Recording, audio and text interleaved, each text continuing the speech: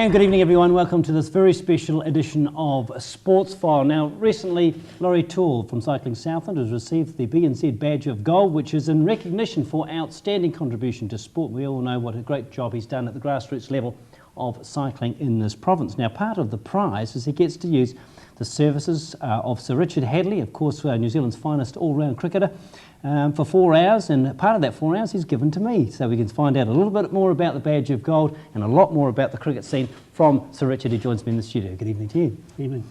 Let's talk about the Badge of Gold scheme. It's a tremendous thing. It's been going for a couple of years now. Yes, it has, 2 years. Wonderful initiative from the Bank of New Zealand, and personally I have an involvement with it in the sense that there are 37 presentations a year to do all around the country, and the fact that we're in our second year now, I've probably been involved in about 50 or 60 of those presentations. Great for the community where you go into around the country, and obviously to recognise what we call the unsung heroes. And people use events differently, and with Laurie's situation we have an opportunity to talk to coaches and young athletes about sports psychology preparation, have a bit of fun as well. And other people have used me as quizmaster for quiz nights and coaching in schools, all sorts of things. So, you know, to recognise those unsung heroes, the Bank of New Zealand's proud to be involved with that. That's the wonderful thing. It's not for the elite athlete, is it? It's for the person who's perhaps ground away, like Laurie has for 40 years at least, and then now getting recognised. Well, that's right, and invariably it's people behind the scenes, those that don't like to be pushed in front of their peers. The fact that they've made a significant contribution to help an individual, a team or a club or organisation, and those people should be recognised and honoured, and we've done that, and we'll do so in the future. And you had a chance to visit Laurie in the setup at Cycling Southland. Impressed? Yes, had a look at the indoor situation there with the way it's set up with all the bikes and some of the little skills they can do for the kids, and it was a bit too cold to actually do the outdoor cycle trip, but we understand there's a tremendous vision that hopefully will happen in the next couple of years, and that's to have an indoor track cycle which will be associated with many other sports here in Southland, and hopefully that dream will be fulfilled for Laurie and all those associated with cycling Southland. And your second trip in a short period of time. Last week you were down here to award another award. Well, it was, and that was to Bob Pearcey actually from the Southend United Football Club, and he chose to use me on that occasion to be the quizmaster for a sports night. And Bob was telling me that we are in fact related. And would you believe that Brian McKechnie, of course a great stalwart here from Southland, is also related to myself, so distant I must say. And of course Brian McKechnie is part of the New Zealand Cricket Selection Panel, and myself as chairman, we work very closely together these days. I think I claim to be a relative for much of my cricket career, just to try and get in a team. We haven't got time to explain that. No, we don't. The truth, there's no connection. I do want to talk about cricket because it's a great opportunity as chairman of selectors. I'm just thinking, it's been a bit, since your retirement as a player, has it been a better period for the team, the top team at this very time, in terms of consistency of performance? Well, I've been out of the playing side for some 12 years. I've been involved now in selection for just over 2.5 years. I think in the 90s, generally, we were competitive. But I think even since I've been involved in the last couple of years, we're still very, very inconsistent. And I think public perception will be, yes, we do have a competitive New Zealand cricket side, and we do in test matches and in one-day cricket, but our lack of consistency, both individually and collectively, is still an area of concern for us. We're rated third on the Test international panel ratings at the moment, which is great. It's the highest we've ever been. But unfortunately in the one-day game, which is important to us at the moment because the World Cup in South Africa crops up in February, March of next year, that currently we're only winning 36% of our one-day internationals, and quite frankly that rating, or percentage rather, is far too low. If we're looking to compete and win a World Cup, we have to win 7 out of 7. And we haven't done that since 1992. So there's an area of improvement. Yes, we are competitive, and if everyone's fit and well, we'll have a very, very good side. But there are some areas of concern about just winning key matches when it matters. We'll break that down a little bit in a moment. But in terms of test rating, third place, do you think that's a fair reflection of where we stand? Because that's quite prestigious. Very prestigious. As I say, it's the best we've ever been. I think we play a good brand of cricket, attacking cricket, positive cricket, and I think entertaining cricket. We do have some match winners now, with 1 or 2 new faces coming into the side, like Shane Bond, for example, has been a great revelation. And if you're taking wickets, and he's able to do that, and there are some very, very good other wicket-taking bowlers in the side, The fact that we can get teams out gives yourself a chance of winning, because in theory you've got to get 20 wickets. And with one or two batsmen too who are averaging mid-high 30s, the odd one in their 40s, and someone like Mark Richardson, who's been again a revelation 50s. At the top of the order, 50. Boy, as I say, you're competitive, and on our day we can take on anyone. But the point is, we win one well, and then we lose two or three badly. So this is where the lack of consistency comes in areas that we need to address. One major change from your playing days is that we're playing a lot more international cricket, both one-day and test matches. It's like a constant calendar. So exposure to the top level of performances, we're not short of that. Yeah, a lot of test matches, a lot of one-day games. In fact, the players are probably complaining there's too much cricket. I guess the answer to that is play less, take a pay cut. But then the players would probably want to say, okay, well, perhaps there is enough cricket. I suppose the more you play, perhaps the better you become. But one of another big problem areas is, of course, the injuries that we have, particularly to our bowlers. But it does create opportunity for other players to come into the side and do things. From our point of view, though, with all the cricket that's being played, and at times some players are unavailable, as one or two are for the Champions Trophy in Sri Lanka coming up in September. It does give us the opportunity to try one or two new players. But at the moment, we would have seriously probably a good 20, 22 players that we're looking at, and 22, quite frankly, doesn't go into 14. So therefore there's competition again for places. So that creates a little more depth for us, and makes the players just a little bit hungrier too to do the work and eventually gain selection. Have we ever got the depth to have two almost separate teams for one day, and there's a lot of crossover, one day and test matches? I mean, that's probably in a pool talent of our size a bit too much to ask, isn't it? Well, we're probably doing that now. We do have a specialist test and one day side. For example, Mark Richardson, Robbie Hart, Chris Martin, we consider to be specialist test players, and at this stage don't get a look in the one day side.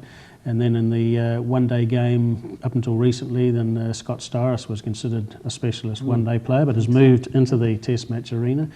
Chris Harris we considered as a specialist one day player, but again has played some test cricket.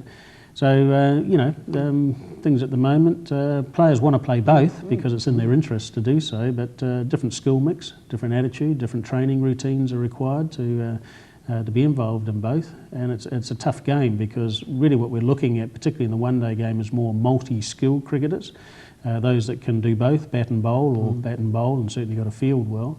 Whereas in the test game, perhaps you look for more specialist out and out strike bowlers, specialist top order batsmen with one, maybe two all-rounders.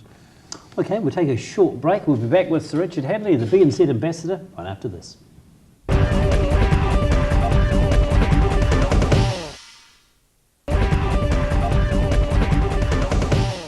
And welcome back to our Sports Files special featuring B&Z ambassador Sir Richard Hadlee, of course, chairman of the selectors and the great cricketing entity in its own right. And I do want to talk about some individuals in the team at the moment. I was very privileged to be at Lancaster Park this year to watch Nathan Astle in his 222, which is by far and away the finest I've witnessed. You've seen a lot more cricket than I. Have you seen anything like it to match it in terms of dominance of a bowling attack? No, I haven't, and to see him score a double 100 and nearly win the game was an outstanding performance, particularly when we're in a near hopeless situation. Another hour of Nathan Astle, we might have done something that's never been done in the history of the game, and it's score over 500 to win a test match. But I suppose when I look back at my own career and you look at other people's careers, you look to strive for perhaps the most perfect performance without even reaching it. And I think in Nathan Astle's case, that was probably perfection personified. And he said himself that he was in the zone, and he just can't explain when you're in the zone. It's just sort of something. Or how to get there. Yeah, it just happens. And once you're in that zone, the cricket ball, for example, is as big as a football, and everything you do comes off, and you tend to be dominant, and you ride the emotion and part of the situation you're in, and a great privilege to see it, be part of it, and if it's repeated, then that would probably be a dream. It would be. It made me stop and think that some of our players today are really going to stand up in the annals of time as some of our greats. Nathan Astle won. He'll end up with a good test average. He's made a huge contribution. Is it fair to say he does match up with some of our past great battings? Yes, well, you can look at cold statistics, and he would average something like 36, 37 in the test match arena, probably 33, 34 in the one-day game, and those statistics, by New Zealand standards, certainly are very good. By world standards, he might look back over a career and say, well, maybe I could have done better. But he certainly in the 90s, right through to the current time, has been our most outstanding batsman. And when you talk of consistency, probably has been. Nathan can win us a game, more so in the one-day game. I think he scored something like 11 or 12 one-day hundreds. Stand corrected on that, and of some test hundreds and some double hundred now. Exciting to watch. Uncomplicated, likes to strike the ball, can turn a match, can win a match, and great to watch. Touch on another player. You mentioned him earlier, Shane Bond, his meteoric rise from the public's point of view. He can genuinely bowl very fast indeed, right with the best. What's the difference between bowling 135k and bowling 145k? How's that difference achieved? Well, he's become fitter, for one. I mean, he's had a history of injury, back problems, stress fractures, and has been out of the game and went into the police force. And when you go into the police force, you train. And I guess you get physically bigger and stronger, you prepare better. And even when he was introduced to international cricket, technically not quite as efficient as he should be. And then he suffered a stress fracture of the foot, and he's had to remodel his action and come back, and he's worked very, very hard with the technical skills advisor. He looks more efficient, and even in the West Indies he was timed at 153 kilometres. So he's up there with the Brett Lees and Shoaib Akhtars. And from New Zealand's point of view, we haven't had that. Probably never in our history have we had somebody around that pace. And that just gives Stephen Fleming another attacking or potent option to work with, where you can bring him back at any time to perhaps break a partnership, get 2 or 3 wickets, change the course of the match and perhaps win it. And he did that in the West Indies, actually, when we won that first Test match over there to help us win that Test series. So he's a player that we have to really look after, and we can't afford to burn him out by playing in every one-day game, every Test match, because really we want 5 years out of him. If we've got him doing what he's doing, we have a young player like Ian Butler who's progressing very well for us, and a great find for us. The Butler-Bond combination over the next few years I think is quite exciting. With Shane Bond, one thing that impresses me is his attitude. No histrionics, no flamboyance. He's just there to do a job. And enjoying it too. Yeah. And you can just see when he gets a wicket, he goes with it, and there's a smile on his face. Again, uncomplicated. And that's a sign of maturity as well, because he's 27 years of age, probably a late starter, you would say. But he's been through the New Zealand Cricket Academy system, so he's one of the products of the system, if you like. And he's been through the highs and lows, and he was part of the first intake probably 6 years ago. So over that 6-7 year period to where he is now, I think he knows how to handle things, so he's mature, and I think that accounts for a lot. Would you call yourself as a selector a risk taker? Because I look at someone like Ian Butler, played one game, and have a Test match. Also in that Nathan Astor, I think that's where the debut was, wasn't it? But that was a risk. Huge risk. And when we picked Ian Butler, people were saying, Ian who? And the fact that we'd lost Shane Bond, what we wanted to do was, pick apples with apples, and that, Ian Butler put himself in a slightly different category than many other bowlers who are generally medium pacers. That Ian Butler had a little bit of pace, he was aggressive with it, young, and so we took a calculated risk, and we're very pleased with his attitude, the progress that he's making. We've left him out of the one-day side to go to Sri Lanka, problems with no balling, and maybe too expensive too, but having said that, he knows his problems, he knows what he's got to get right. But at this stage, perhaps we see him more in the longer version of the game, the Test match game. But boy, he's another great asset. Obviously, with your pedigree, are you taking a hands-on approach with any of their coaching? Are you spending any one-on-one time with the fast bowlers? Not unless there's a direction from the coach, who's Dennis Aberhart, who's also a current selector. If he wishes to have me involved in those situations, happy to do so. You've got to know the boundaries. And as a selector, there is a key role. There's a coach who has a key role. So if and when the time is right to be involved, and under Steve Rickson and Dave Trist in the past, yes, I have had an involvement. At the moment with Dennis, I'm sure that if he wants to use me, then that facility is available. What area of the team, if you had your choice, would you like to bolster in terms of, is it the spin bowling berths, is it the backup wicket keeping? Which area comes to mind? Two key areas. Lack of spin bowling. Daniel Vittori, without doubt, is our number one, although has been struggling, I'd have to say, not only with fitness, but also with a little bit of form, but he out and out is our number one spin bowler. And we've looked at sort of 3 or 4 other options. We've tried the Matthew Harts, the Brooke Walkers, the Glenn Saltzbergers and Grant Bradburns and these players. And there's a gulf between the level that they're at and the level that we need to have our second spin bowler, which is international class. So that needs to be addressed. And coincidentally, we're having a meeting with all the provincial coaches this week to look at that.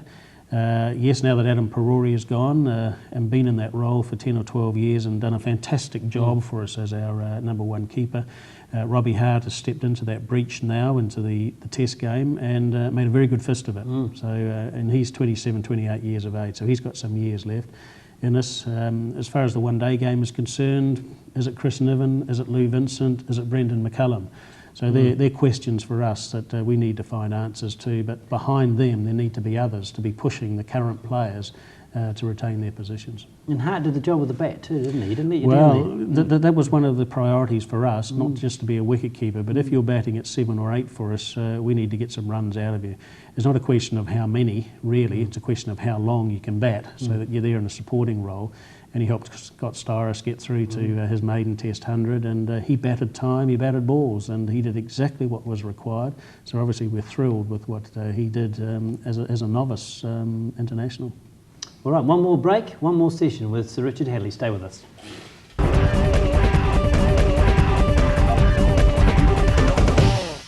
Welcome back to the show, the Sports File Special, featuring Sir Richard Hadlee. Of course, captured 431 Test wickets, an average of just over 22, and batted an average of 27 as well at Test level. But here is the BNZ ambassador in Southland.